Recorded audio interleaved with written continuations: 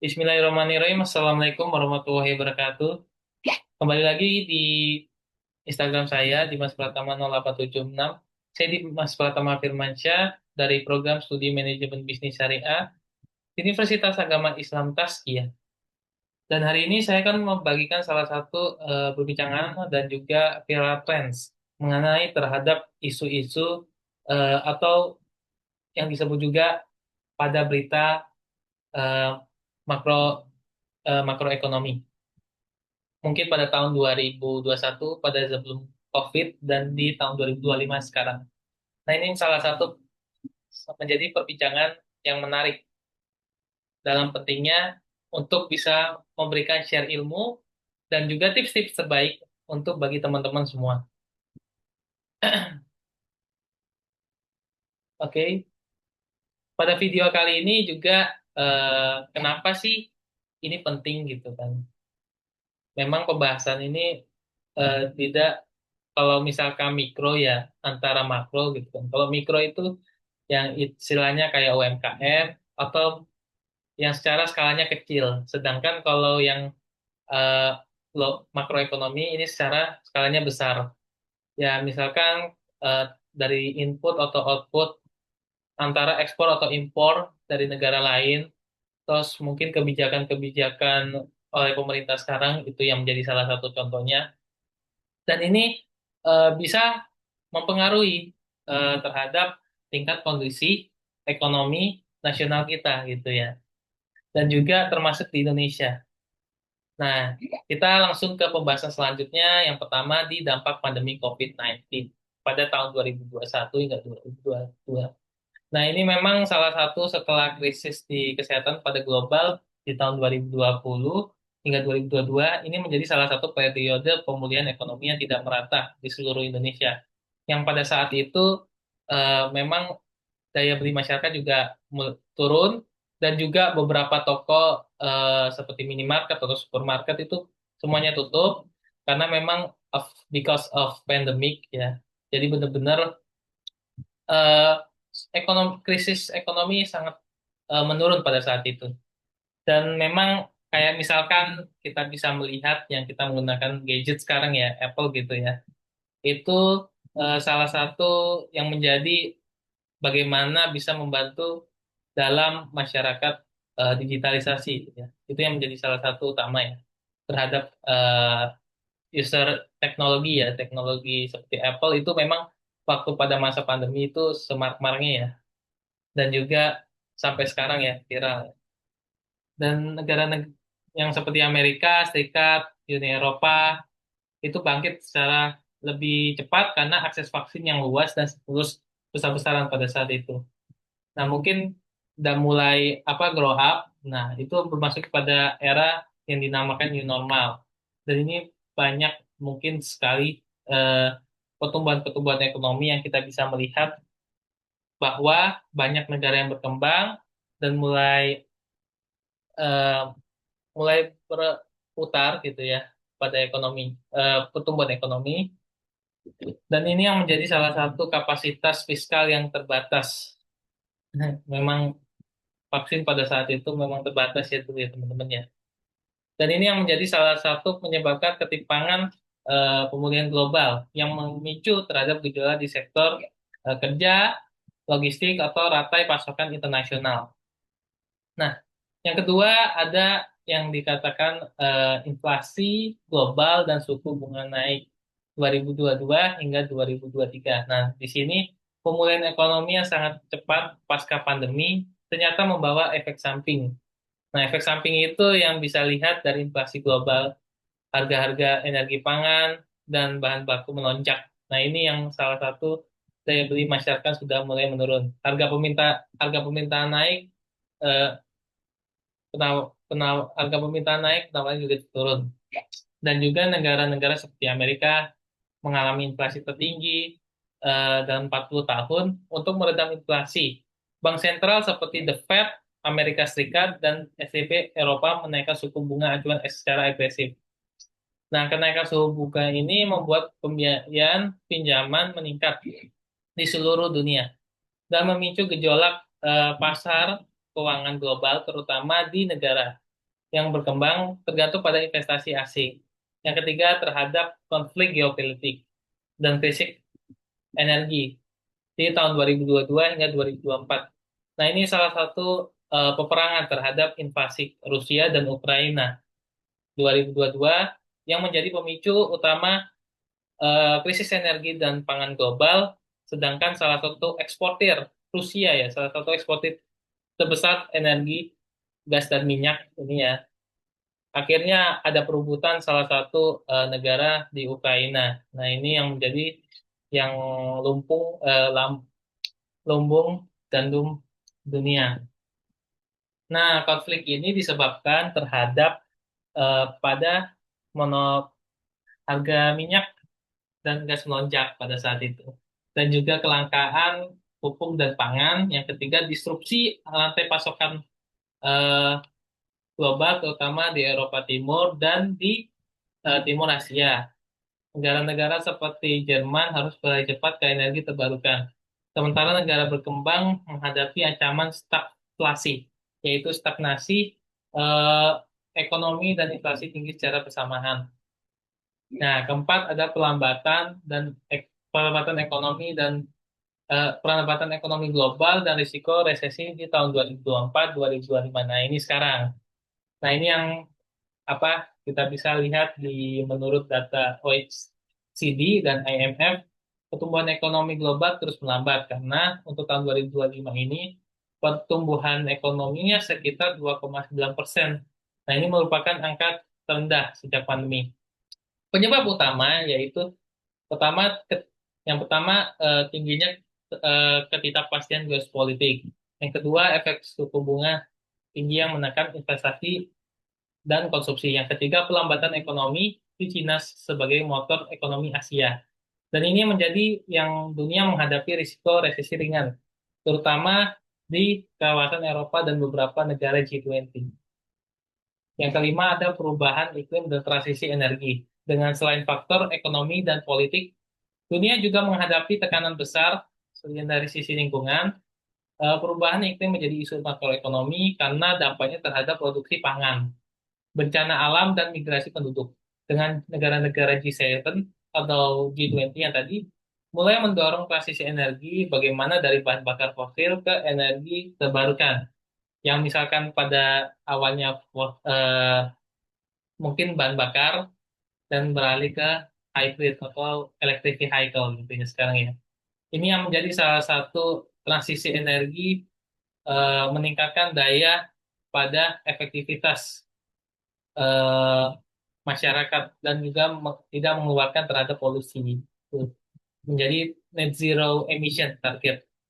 Mungkin salah satu apa terhadap makroekonomi.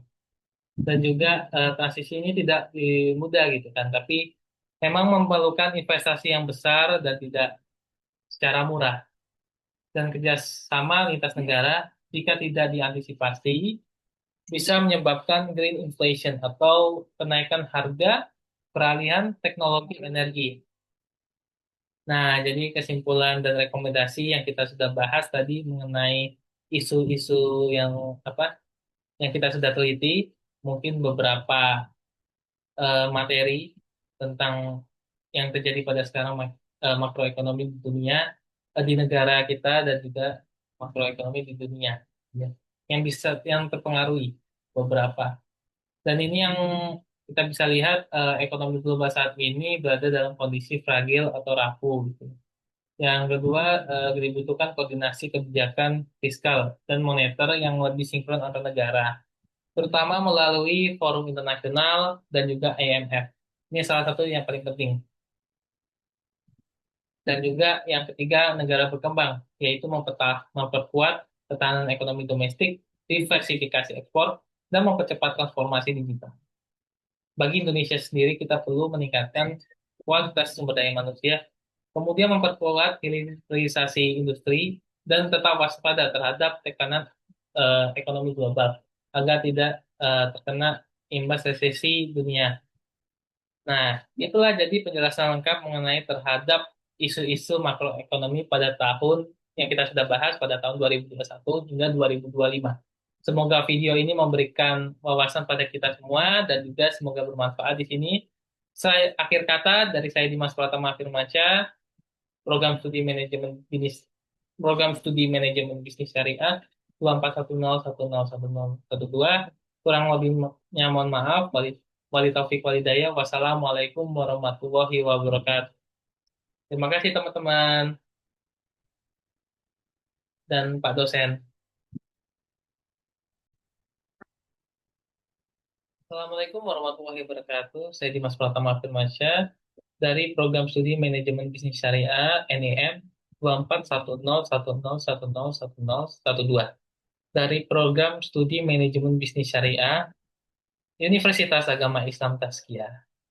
Nah, untuk selanjutnya part 2 yaitu solusi isu yang menjadi yang kita tadi sudah bahas mengenai isu makroekonomi global ya pada awal pandemi COVID hingga mungkin salah satunya pada di tahun 2025, 2021 hingga 2025. Solusi solusi dalam isu global makroekonomi ini yang pertama pemulihan pasca pandemi COVID-19. Nah, masalahnya pemulihan ini tidak merata antara negaranya, tetapi kesenjangan vaksinasi dan ketimpangan pertumbuhan. Nah, solusinya apa? Jadi solusi dari aku sendiri itu memang harus ada dua antara dalam negara kerjasama multilateral dan juga penyediaan vaksinasi kesehatan yang lebih tepat, mungkin di awal waktu ya.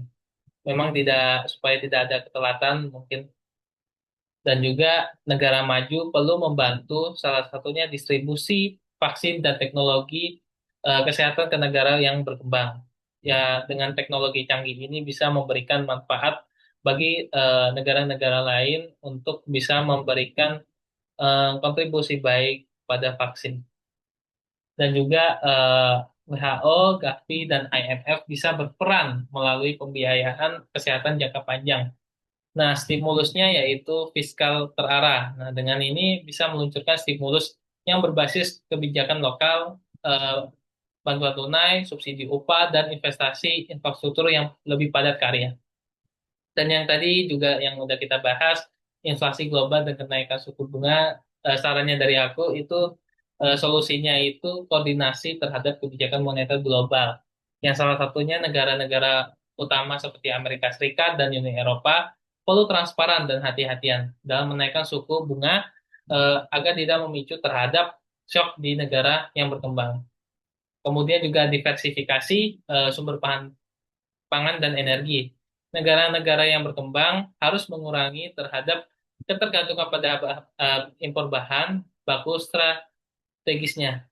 Kemudian, menurut pandangan ekonomi syariah atau menurut ekonomi Islam, dalam sistem keuangan syariah bisa memperkuat stabilitas dengan mendorong investasi real berbasis kemitraan, mudharabah dan musyarakah dalam hal ini.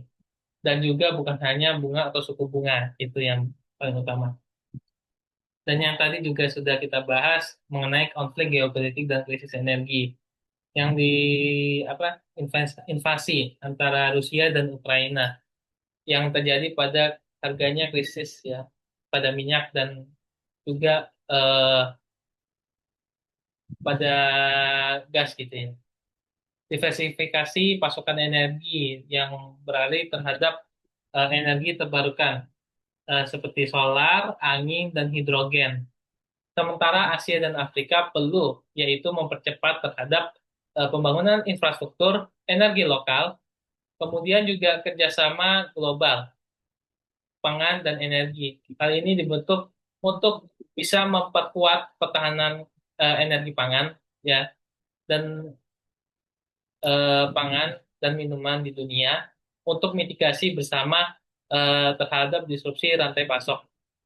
Dan juga kalau ada menurut ekonomi syariah gitu ya di kampus Tazkiyah ini larangan eksploitasi sumber daya dan anjuran distribusi adil dalam Islam bisa menjadi prinsip tata kelola SDA global yang lebih etis dan juga pelambatan ekonomi global dan risiko resesi yang ini misalkan contoh permasalahannya pertumbuhan melambat di Amerika Serikat pada Tiongkok, Eropa, sehingga permintaan global secara menurun ke ekspor negara yang terjadi eh, pada di dunia sekarang ini. Nah, ini yang diversifikasi ekonomi domestik, dampaknya yaitu solusinya bisa memberikan pengembangan terhadap sektor lokal seperti pertanian modern, ekonomi digital, dan pariwisata berbasis komunitas. Kemudian ada di transformasi digital dan industri 40.0 atau 4.0 dalam digitalisasi UMKM atau fokus bisa memberikan pendidikan vokasi untuk mendukung ekonomi masa depan dan juga bisa meningkatkan kesejahteraan masyarakat. Kemudian juga meningkatkan lapangan pekerjaan, skill, dan juga mungkin pengalaman bagi anak-anak milenial sekarang sekarang ini untuk bisa mencari experience dalam bekerjanya. Dan konsep dari ekonomi syariah ini bisa diambil dari Makosid Syariah, kesejahteraan korelatif, yang menekankan pentingnya distribusi pendapatan dan perlindungan sekelompok rentan. Dan juga yang kelima, perubahan iklim dan transisi energi. Dan perubahan iklim mengancam ketahanan pangan, ekonomi, dan sosial global. Solusinya apa? Yang pertama, setiap government harus memiliki eh, punya inovasi yaitu green investment atau teknologi bersih. Hal ini bisa perlu memberikan kontribusi baik untuk pada energi terbarukan seperti transportasi hijau dan efisiensi energi biar tidak adanya polusi ya dan juga mungkin salah satu apa penciptaan terhadap yang dinamakan artificial intelligence atau AI. Nah, ini memang banyak di masyarakat beredar di media sosial ataupun YouTube, Instagram, TikTok itu ya, yang membahas soal eh, energi terbarukan dan juga bekerja dari manusia mulai beralih di artificial intelligence. Ya seperti ChatGPT, DeepSeek, Gemini, atau mungkin kita bisa lihat AI-AI yang lain yang bisa memberikan kemudahan bagi kita bisa mengakses dan juga belajar ya dari informasi-informasi tersebut tanpa adanya biaya dan juga mungkin lebih ringan ya dan juga lebih cepat pemahamannya ya dibandingkan mungkin manusia dan juga carbon tax atau Global Climate Fund. Nah, ini salah satu solusinya penerapan pajak karbon bisa disalurkan ke negara berkembang untuk membiayai transisi energi mereka. Kemudian ekonomi Islam dengan prinsip Khalifah fil ard, manusia sebagai penjaga bumi mendorong investasi dan konsumsi yang bertanggung jawab terhadap pada alam. Mungkin ini yang menjadi salah satu solusi komprehensif, kolaboratif, dan berkeadilan untuk menjawab tantangan global 2021 hingga 2025. Mungkin itu saja, kurang lebihnya mohon maaf. Wassalamualaikum warahmatullahi wabarakatuh.